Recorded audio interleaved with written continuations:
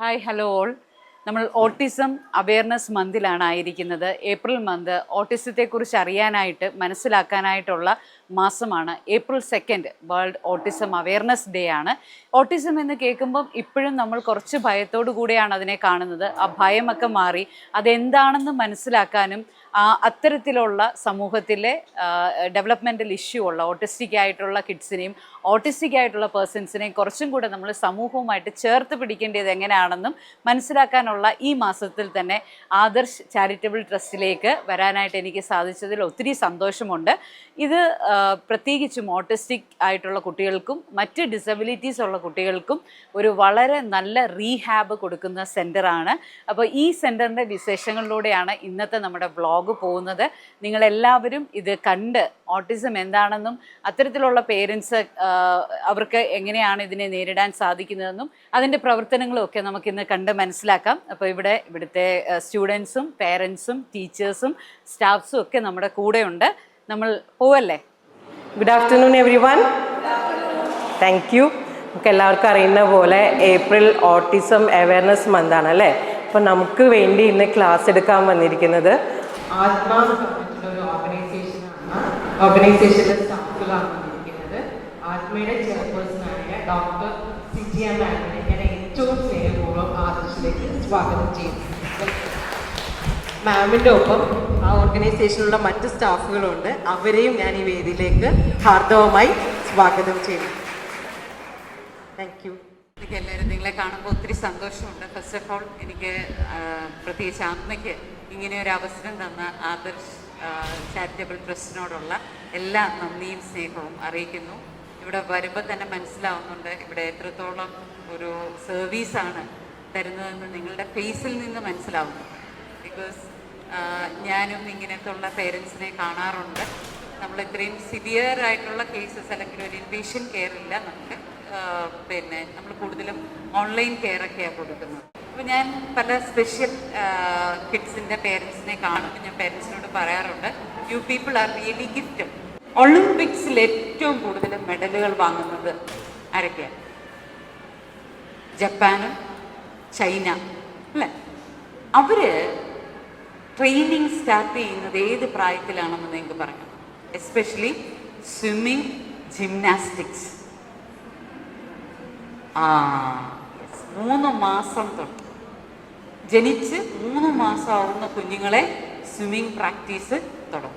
Gymnastics ഒക്കെ ഒരു 2 വയസ്സ് മുതൽ അവർ പ്രാക്ടീസ് ചെയ്യാൻ തുടങ്ങും. കാരണം എന്താ? എങ്കിൽ മാത്രമേ ഇവർ അത്രയും അതിനകത്ത് ഡീപ്പാവും. ഓക്സ്ഫോർഡ് യൂണിവേഴ്സിറ്റി നടത്തിയ ഒരു റിസർച്ചിൽ നിന്നാണ് അത് ഏറ്റവും കൂടുതൽ മനസ്സിലായത്. മീൻസ് സയൻറ്റിഫിക്കലി നമ്മളുടെ റിലീജിയൻസൊക്കെ അതിനൊക്കെ ആയിരക്കണക്കിന് വർഷം മുമ്പ് പറഞ്ഞിട്ടുണ്ട്. ഓക്സ്ഫോർഡ് നടത്തിയ റിസർച്ച് ഇതാണ്. അവർ നടത്തിയ ഒരു അനാലിസിസും റിസർച്ചും അവരുടെ സ്റ്റഡിയാണത്. പ്രഗ്നൻ്റ് ആയിട്ടുള്ള അമ്മമാർ, ഈ അമ്മമാർക്ക് സ്ഥിരമായിട്ട് ഒരേ മ്യൂസിക് കേൾക്കാൻ കൊടുക്കും. ഒരു മ്യൂസിക് അവർ ലിസൺ ചെയ്യണം എല്ലാ ദിവസവും. Pregnancy, through out pregnancy, especially after 5 months, 5-ാം മാസം, അതായത് മൂവ്മെൻറ്റ്സ് തുടങ്ങുമ്പോൾ തൊട്ട് ഇയറൊക്കെ ഡെവലപ്പ് ആവാൻ തുടങ്ങുമ്പോൾ തൊട്ട് അവർക്ക് മ്യൂസിക് കേൾപ്പിക്കും. പ്രഗ്നൻസി, അതായത് ഡെലിവറി കഴിഞ്ഞ് ജസ്റ്റ് ആഫ്റ്റർ ഈ കുഞ്ഞുങ്ങളെ കൊണ്ടുവരുമ്പോൾ ഉടനെ ഈ മ്യൂസിക് പ്ലേ ചെയ്യും. അമ്മമാർ ഏത് മ്യൂസിക്കാണോ കേട്ടത്, ഇപ്പം നമ്മുടെ ഇതിൽ പറയുകയാണെങ്കിൽ പെരിയോനെ എന്നുള്ള പാട്ട് കേട്ടെന്നിരിക്കട്ടെ അല്ലേ, അവർ ജനിച്ചു കഴിഞ്ഞാൽ ഉടനെ പെരിയോനെ കേൾപ്പിക്കുമ്പോൾ റെസ്പോണ്ട്. വേറെ ഏത് കേൾപ്പിച്ചാലും റെസ്പോണ്ട് ചെയ്യില്ല. ഇതിൽ നിന്ന് എന്താ മനസ്സിലാവുന്നത്? അമ്മ കേൾക്കുന്നതും അമ്മ കാണുന്നതും അമ്മ മനസ്സിലാക്കുന്നതും ഇനി ആ ചുറ്റുപാടുകളിൽ വീട്ടിൽ എന്ത് നടക്കുന്നോ ഇതെല്ലാം കുഞ്ഞ് എന്തോ ചെയ്യുന്നുണ്ട്, അബ്സോർബ് ചെയ്യുന്നുണ്ട്. അതുപോലാണ് ജനിച്ചു കഴിഞ്ഞിട്ട് ആദ്യത്തെ 1000 ദിവസങ്ങളും. അപ്പോൾ നമ്മൾ കുഞ്ഞ എന്ന് പറഞ്ഞിട്ട് അവരെ അവഗണിക്കുകയോ അവരെ പഠിപ്പിക്കാതിരിക്കുകയോ ചെയ്യുന്നതാണ് നമ്മൾ ഏറ്റവും ചെയ്യുന്ന തെറ്റ്. അവരെ ശീലിപ്പിക്കണം. ഓട്ടിസം ആയിക്കോട്ടെ, മറ്റ് ഡെവലപ്മെൻ്റൽ ഡിസോർഡേഴ്സ് ആയിക്കോട്ടെ, നിങ്ങൾ ഇന്ന് ലോകം കണ്ടതിൽ വെച്ചിട്ടുള്ള പല മഹാന്മാരെ എടുത്തു നോക്കും. ആരെയൊക്കെ അറിയാം? ഐൻസ്റ്റീൻ, സച്ചിൻ തെണ്ടുൽക്കർ ഉണ്ട്, അഭിഷേക് ബച്ചൻ.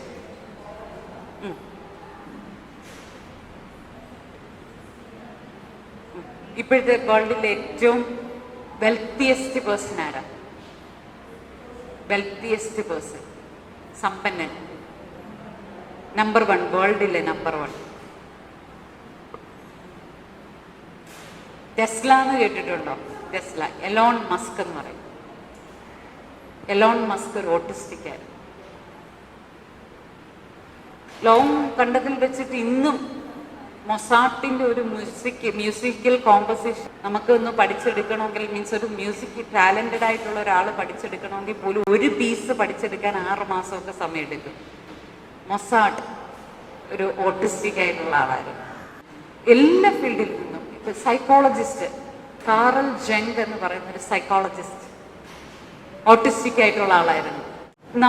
ഞാൻ ആദ്യം പറഞ്ഞു തുടങ്ങിയത്, നമ്മൾ എവിടെ നിൽക്കുന്നു, ആ സ്പെഷ്യൽ കിഡ് എന്നുള്ള സ്പെഷ്യാലിറ്റിയിലേക്ക് ഞാൻ ഉയരുന്നുണ്ടോ? ഇപ്പം ഐൻസ്റ്റീൻ്റെ സ്റ്റോറി നിങ്ങൾക്കറിയാം. ഐൻസ്റ്റീൻ്റെ മദറിൻ്റെ പേര് പൗലിൻ, അമ്മയുടെ പേര് പൗലിൻ എന്നായിരുന്നു, ആൽബർട്ട് ഐൻസ്റ്റീൻ മദർ. ഈ പൗലിൻ്റെ പ്രത്യേകത എന്താണെന്ന് ചോദിച്ചു കഴിഞ്ഞാൽ ഭയങ്കര പോസിറ്റീവായിരുന്നു. ഒരു മ്യൂസിക്കൽ ഇൻസ്ട്രുമെൻ്റ്, കീബോർഡ് വളരെ നന്നായിട്ട് വായിക്കുന്ന ആളായിരുന്നു. അതുകൊണ്ട് തന്നെ മകനെയും 5ാമത്തെ വയസ്സ് തൊട്ട് വയലിൻ ശീലിപ്പിച്ചു.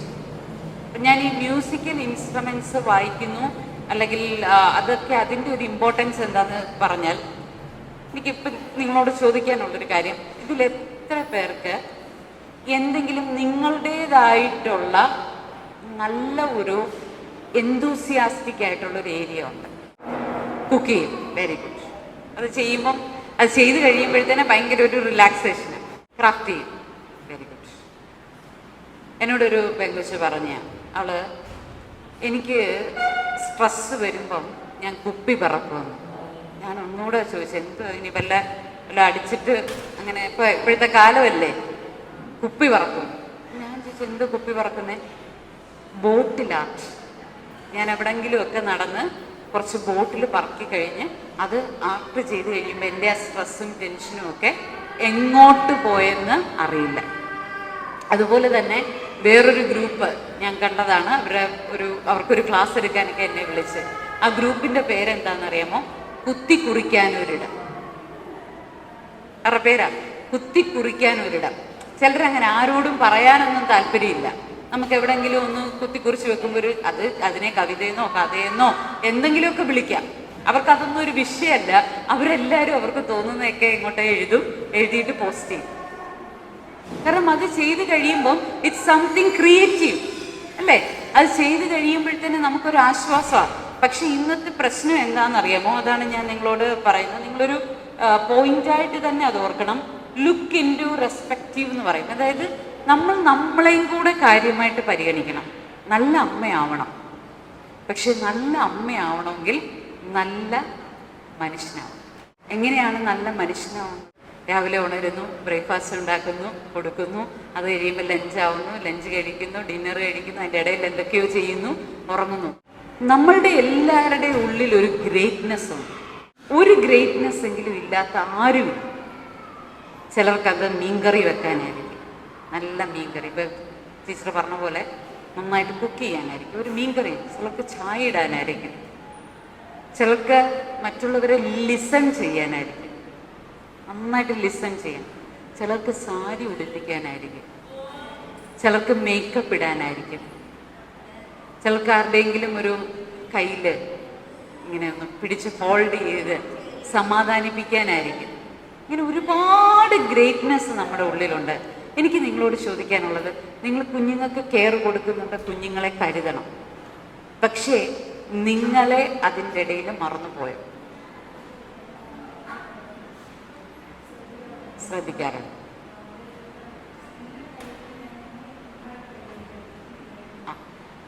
ആ പരിഗണന നമുക്ക് വേണം.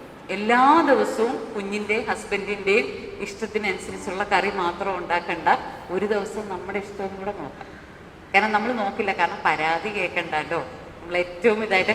കാരണം അപ്പം നമ്മൾ കൊടുക്കുന്ന ഒരു മെസ്സേജ് എന്താണെന്ന് ചോദിച്ചാൽ, അമ്മയ്ക്ക് പ്രത്യേകിച്ച് ഇഷ്ടങ്ങളില്ല, അമ്മയ്ക്ക് പ്രത്യേകിച്ച് സമയമില്ല. ഇപ്പം വിദേശ രാജ്യത്തൊക്കെ പേരൻസിനെ കാണണമെങ്കിൽ, അമ്മയെ കാണണമെങ്കിൽ അപ്പോയിൻമെൻ്റ് എടുത്തിട്ട് പോകണം. അത്രയൊന്നും വേണ്ടെങ്കിലും അമ്മയ്ക്കും അമ്മയുടേതായിട്ടുള്ളൊരു ഐഡൻറ്റിറ്റി ഉണ്ടെന്നുള്ളൊരു മെസ്സേജ് നമ്മളാണ് കൊടുക്കേണ്ടത്.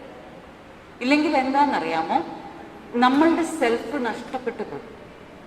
ഇവിടെ ഐൻസ്റ്റീൻ്റെ മദർ പൗലിൻ ഒരേ സമയം ആളുടെ സെൽഫിനെയും കുഞ്ഞിൻ്റെ സെൽഫിനെയും ഡെവലപ്പ് ചെയ്തു. സ്കൂളിൽ നിന്നൊരു ലെറ്റർ കിട്ടി, നിങ്ങളുടെ കൊച്ചിനെ, ഈ മണ്ടനായ കൊച്ചിനെ ഈ സ്കൂളിൽ പഠിപ്പിക്കാൻ പറ്റത്തില്ല.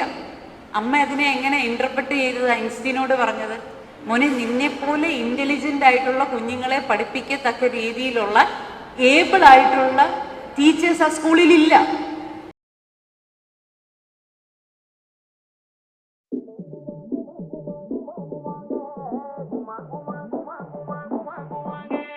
Gumangu mangu mangu mangu mangu mangu